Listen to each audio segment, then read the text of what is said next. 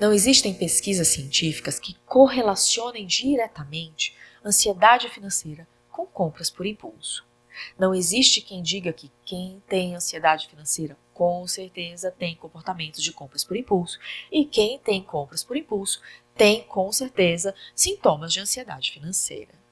Mas na minha prática clínica eu tenho percebido cada vez mais comum, de uma forma cada vez mais presente, essas duas partes se relacionando e caminhando lado a lado.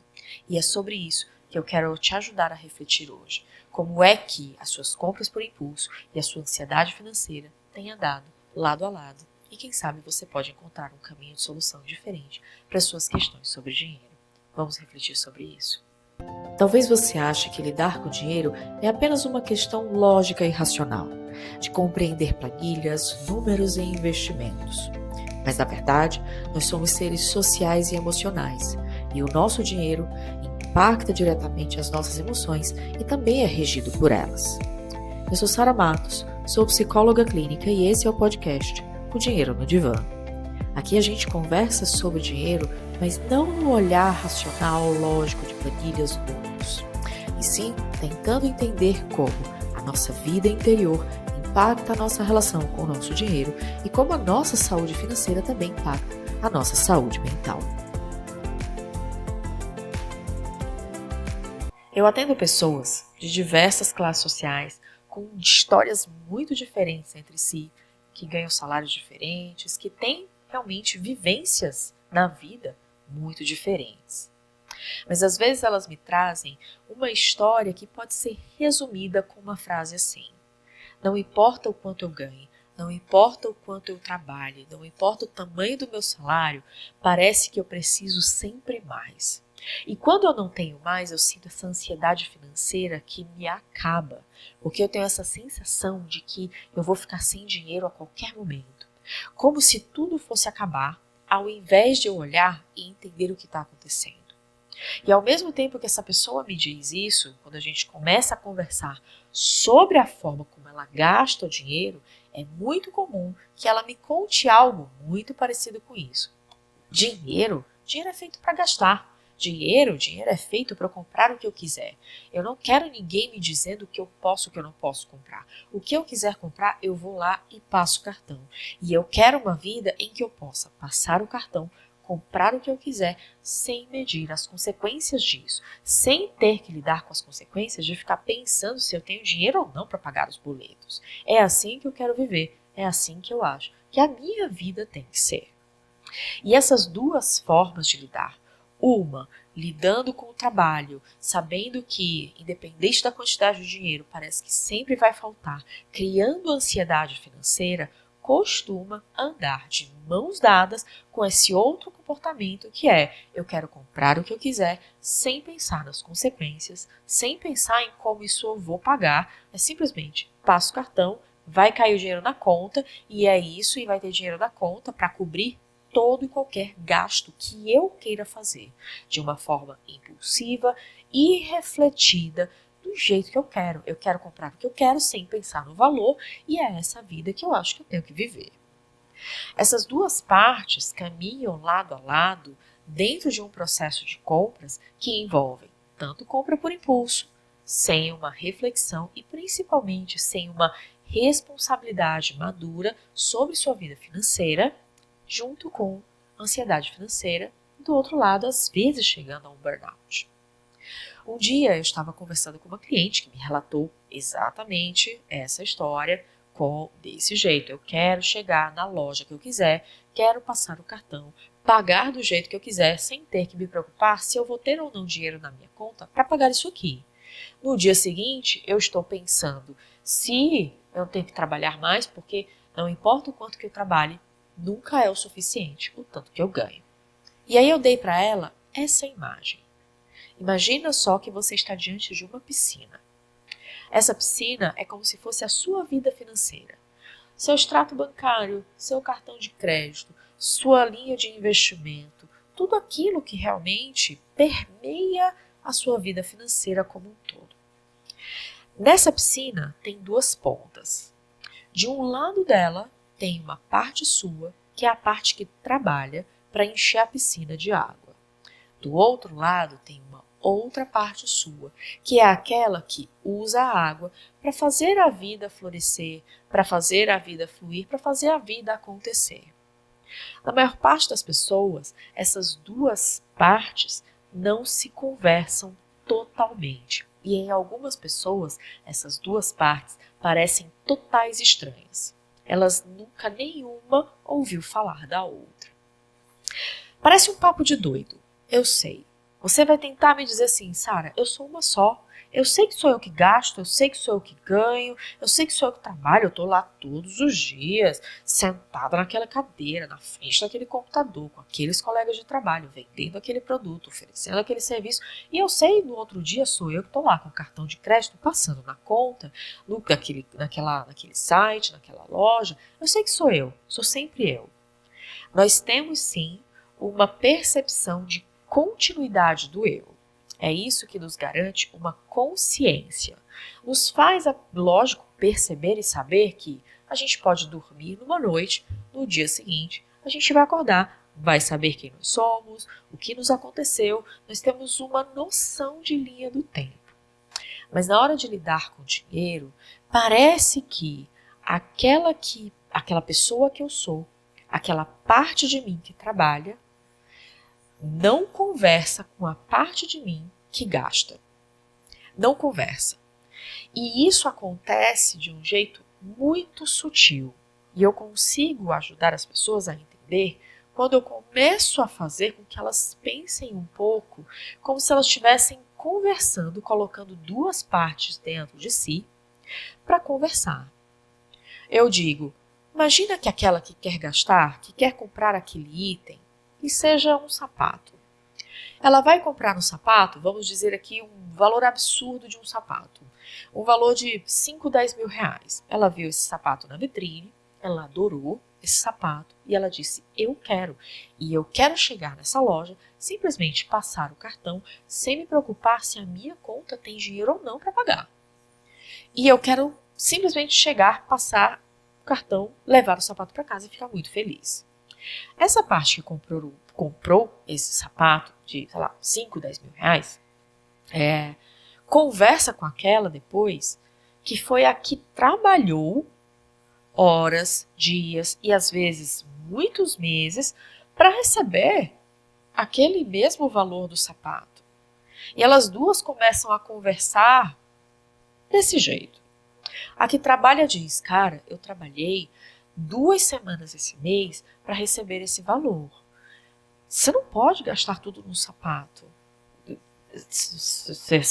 Eu acho que você precisa botar o pé no chão. Não é assim que as coisas funcionam. E aquela que está lá comprando sapato vai olhar para aquela que trabalha e vai dizer assim, eu posso gastar com o que eu quiser. Eu gasto. É meu dinheiro. Eu faço o que eu quiser.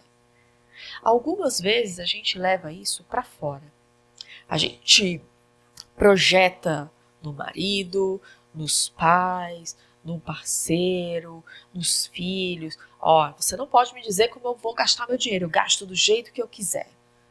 Mas isso acontece dentro da gente o tempo todo. E como é que a ansiedade financeira e esse impulso de gastar acabam acontecendo dentro de você? Aquela parte da piscina, tá? Que tem o lado seu que trabalha, vai lá e tem um balde. E ele começa a ir no rio, no mar, na cachoeira. Começa a trazer o balde. E ele começa a encher aquela piscina. E ele vai ficando muito feliz. Porque ele está arrasando. Ele está feliz. É o primeiro salário. É a primeira vez que ele vê a conta com dinheiro. Nunca viu a conta com aquele dinheiro antes. Ele fica pensando no que ele vai investir, no futuro que ele pode ter. E ele continua trabalhando.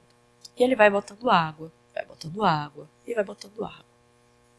E ele trabalha, se esforça, conversa com o chefe, diz, eu preciso de um aumento de salário, eu gostaria de uma promoção no meu trabalho, eu vou mudar de emprego para um outro que me pague melhor, eu vou fazer uma faculdade, eu vou fazer uma pós-graduação, eu vou aprender inglês, eu vou aprender uma terceira língua, eu vou estudar fora, eu vou fazer alguma coisa que aumente ou a eficiência do meu balde Em vez de colocar um balde a cada 10 minutos, eu vou colocar o mesmo balde a cada 2 minutos, ou eu aumento o balde.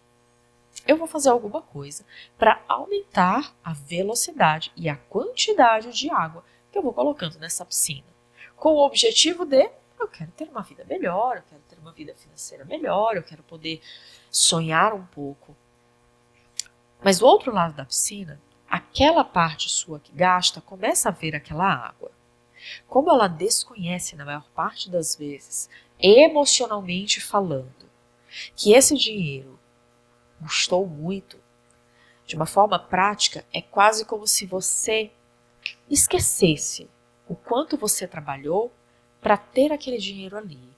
É quase como se você minimizasse de alguma forma o esforço que você teve para que aquele dinheiro pudesse existir na sua vida. O minimizasse todo o esforço. Ah, não foi nada. Ah, eu só trabalhei 2 meses. Ah, eu só juntei dinheiro por 2 anos. Ah, eu faço isso de novo. Ah, isso é muito fácil. Não, o dinheiro está aqui na conta, vamos lá.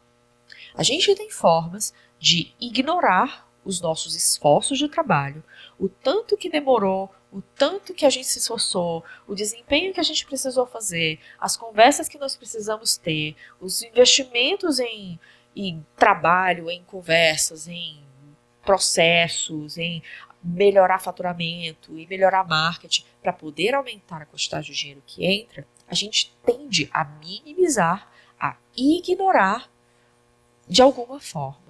Esse é um jeito de dizer assim, ah, não foi tão ruim assim, ah, não foi tão esforço assim, ah, não demorou tanto assim, ah, eu consigo de novo.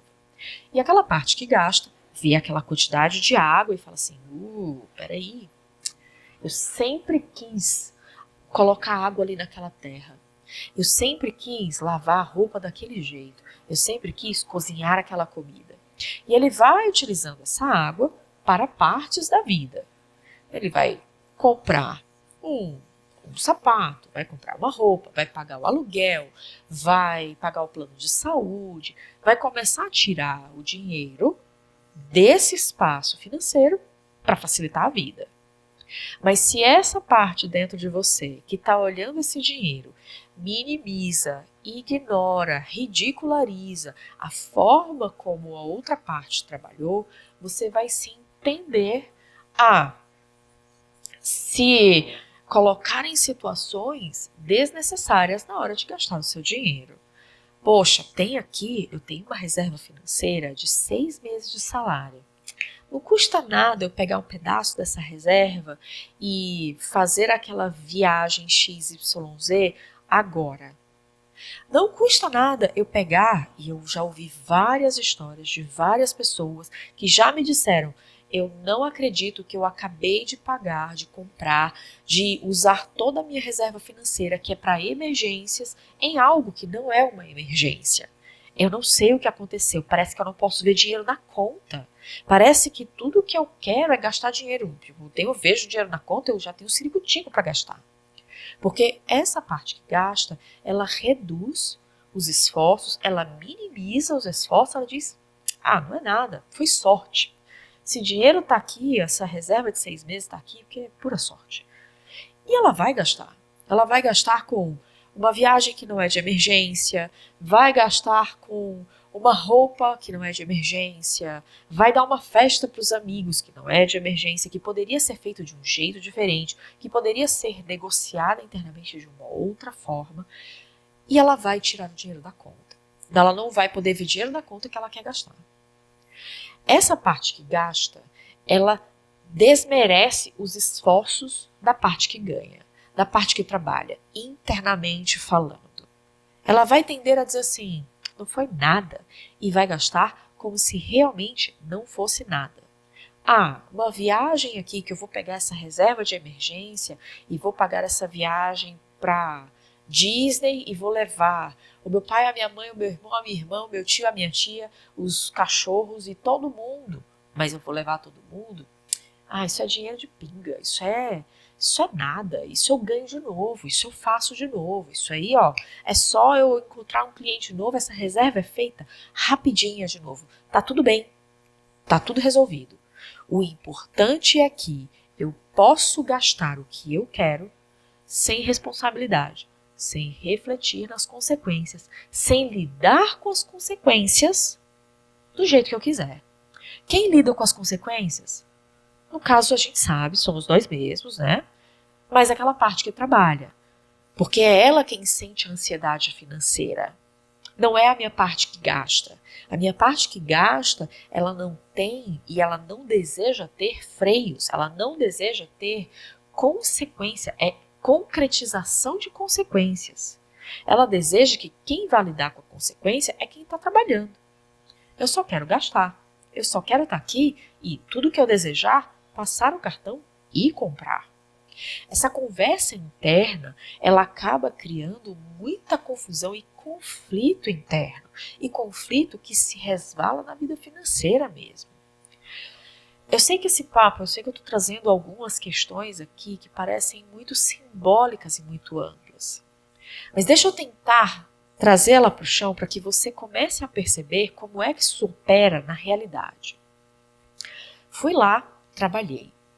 Trabalhei durante 6 meses, 1 ano, fiz um baita de um esforço para conter os meus gastos, para fazer uma boa reserva financeira e fiz. Fiz uma reserva de 6 meses de salário. Se alguma coisa acontecer, se alguma emergência acontecer, eu estou segura. A minha piscina tem ali uma quantidade de água que eu consigo nadar ainda durante 6 meses sem sentir que eu vou ficar muito seca, sem sentir que eu vou ficar sem água, sem sentir que eu vou entrar em crise de emergência, em modo de sobrevivência. E aí eu deixo aquela grana ali e continuo trabalhando. Porque eu sei que se eu sou CLT, eu tenho um aumento de salário que tem um limite. Eu posso até mudar de empresa, mudar de emprego, mas eu vou aumentar o meu salário em 20%, em 15%, ou se eu receber uma promoção, é mais ou menos isso que eu vou ter de aumento de salário. Não vai ser muita coisa. Então eu tenho um limite.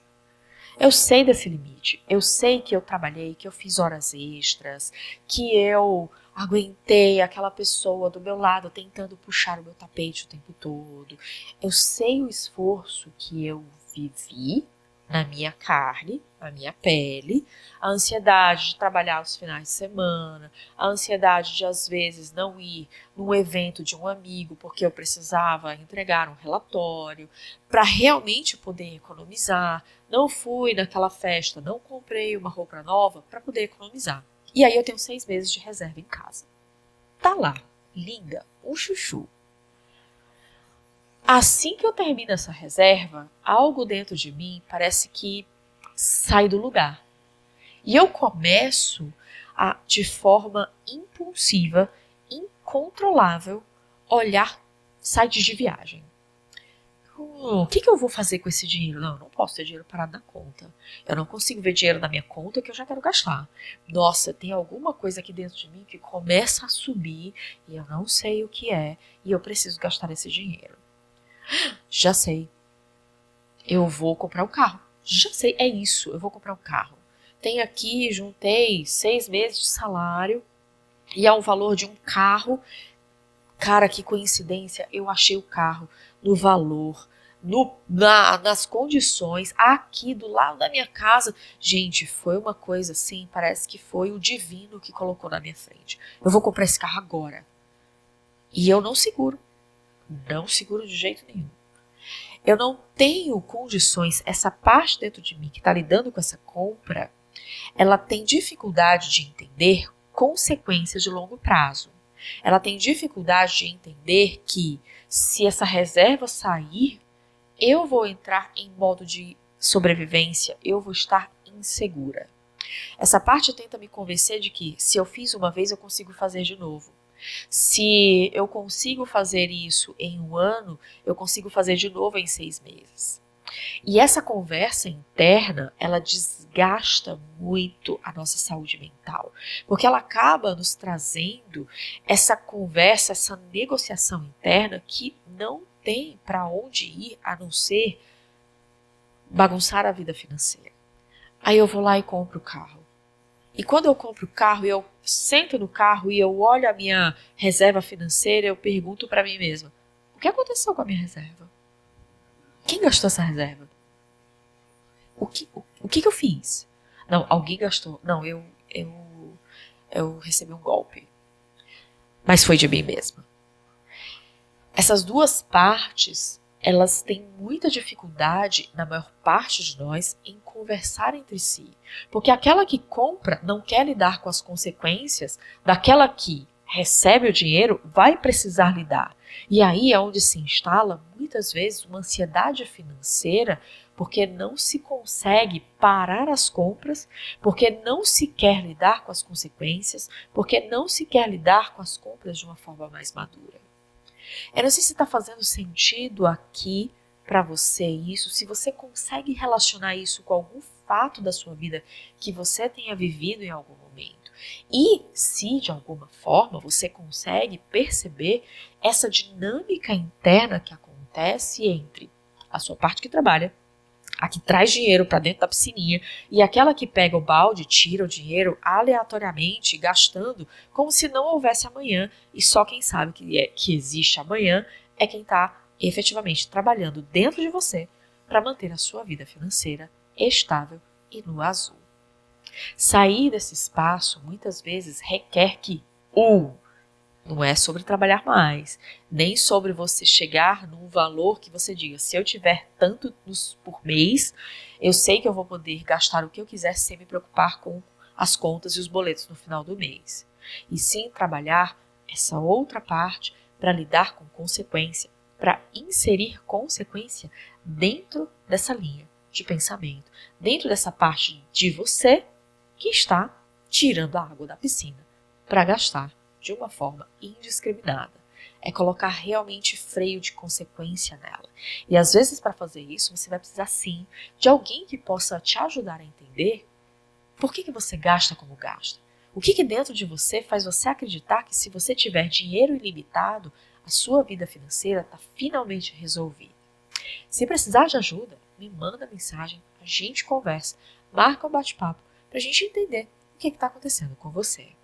E se essa conversa fez sentido, se você puder, encaminha para alguém, traz ela aqui para refletir junto com a gente sobre essa dinâmica interior que acontece, que às vezes gera conflito financeiro e que desgasta a nossa saúde mental também, para encontrar caminhos diferentes, soluções diferentes para a sua vida financeira. A gente se vê no próximo episódio. Tchau, tchau.